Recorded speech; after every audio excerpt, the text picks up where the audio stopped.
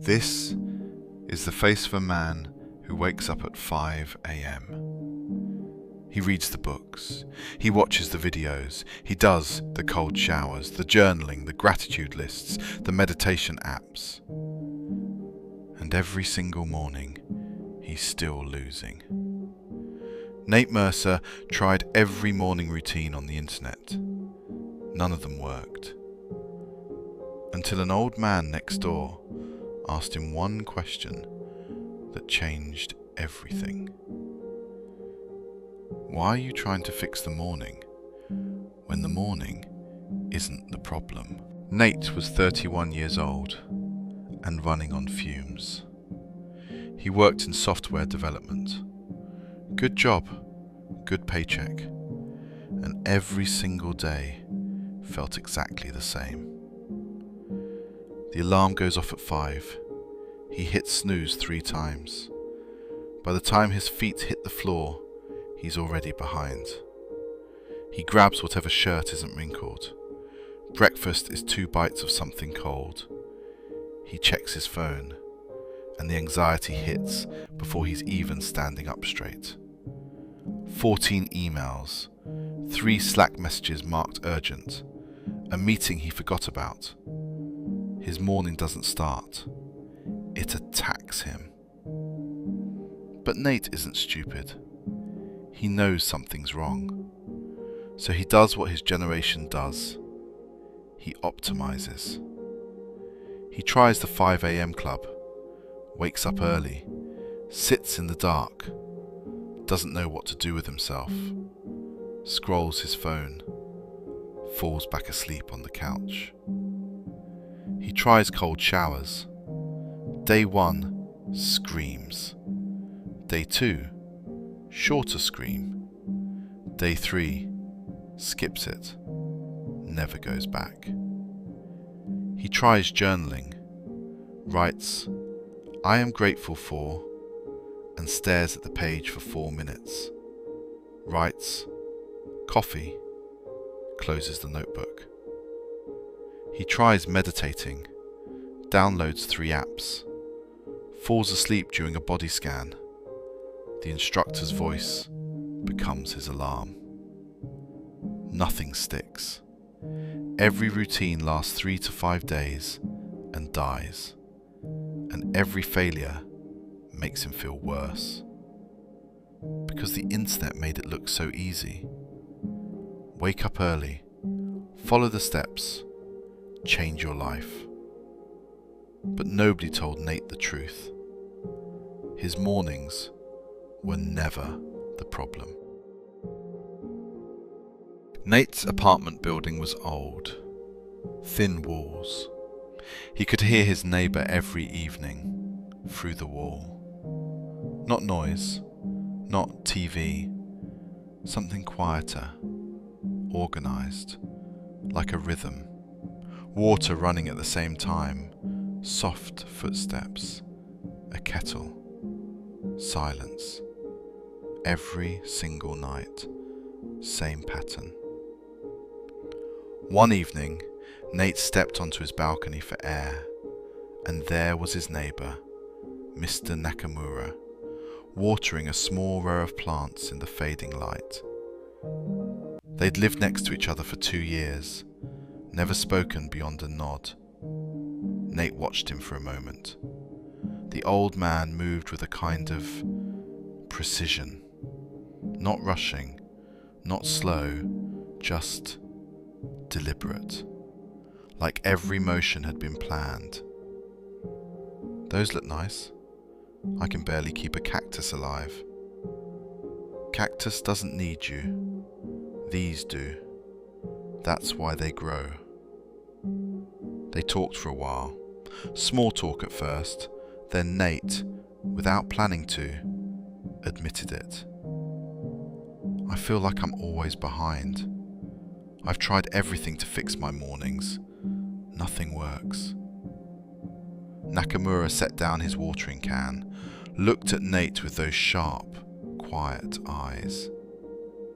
"May I ask you something? What do you do the night before?" I don't know. Watch TV, scroll my phone, eat something, fall asleep whenever. And this is the foundation you expect a perfect morning to stand on. You're trying to build a house, starting with the roof. Fix the foundation, the roof takes care of itself. Nakamura picked up his watering can and walked. Nate almost dismissed it. Almost.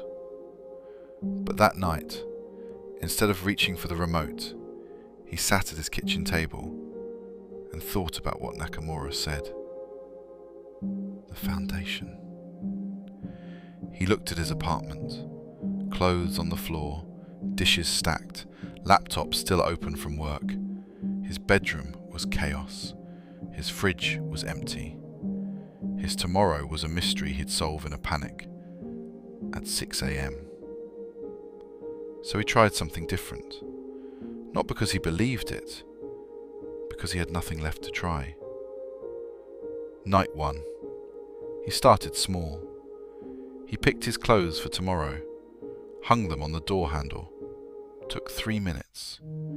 He made his lunch for the next day, put it in the fridge. He wrote down 3 things he needed to do tomorrow. Not 10, 3. He put his phone outside his bedroom, not on the nightstand, on the kitchen counter. He lay in the dark. No screen, no podcast, just quiet. He hated it. He fell asleep in 11 minutes, the fastest he had in months. The next morning, something small shifted. The alarm went off, and for the first time in as long as he could remember, he wasn't ambushed. His clothes were ready. His lunch was packed. He knew what he needed to do that day. His phone wasn't the first thing he reached for, because it wasn't there. The morning didn't attack him, because there was nothing left to attack with. One night doesn't change a life. Nate knew that. So he did it again. By the end of the first week, he added something. After laying out tomorrow, he sat for 5 minutes and asked himself one question. What went well today? Not a gratitude journal, not forced positivity, just an honest look at one thing that didn't go wrong. Some nights the answer was small. Didn't hit snooze. Ate a real lunch. Finished that one task. But the answers were real, and they stacked. By week 3, he added the phone shutdown. 9 p.m, screen goes dark. No negotiation. By week 6, his apartment was clean. Not because he scheduled a cleaning day, but because the evening ritual made him notice things. When you slow down at night, you see the mess you've been living in. And by week 8, people started noticing. His manager asked if he'd changed his medication. He hadn't. His friend asked if he was dating someone new. He wasn't. He was sleeping 7 hours. He was showing up to work calm instead of panicked. He was making decisions at 9 a.m. that used to paralyze him until lunch. And it all came from the same place. Not the morning, the night before. One evening, Nate ran into Nakamura in the hallway. I owe you something. That thing you said about the foundation. It worked. It didn't work. You worked. I just told you where to start. Most people spend their whole lives trying to win the morning, but the morning is already decided by the time you wake up. You just chose to stop leaving tomorrow to chance. Nate thought about that for a long time. He thought about every morning routine video he'd watched, every cold shower tip, every 5 a.m. Secrets of Billionaires thumbnail. None of them mentioned the night before. Because discipline is louder than preparation. Suffering sells better than systems. And waking up at 5 a.m. sounds more impressive than going to bed at 10. But the truth is quieter than that. 3 months later, Nate didn't recognize his own life. Not because he had more money, not because he got promoted, not because some magical thing happened, but because every day started with clarity instead of chaos.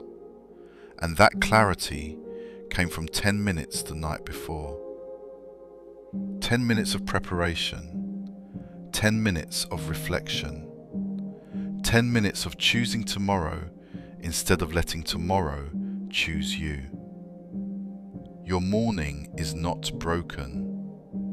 Your evening is empty. The 5 a.m. alarm can't save you if midnight is a mess. The cold shower can't wake you up if you went to bed with 10 tabs open in your brain. The journal can't help you find gratitude if you spent the last 3 hours doom scrolling. Nate Mercer didn't become a billionaire. He didn't build an empire. He didn't start a podcast or write a book. He just stopped being at war with his own mornings.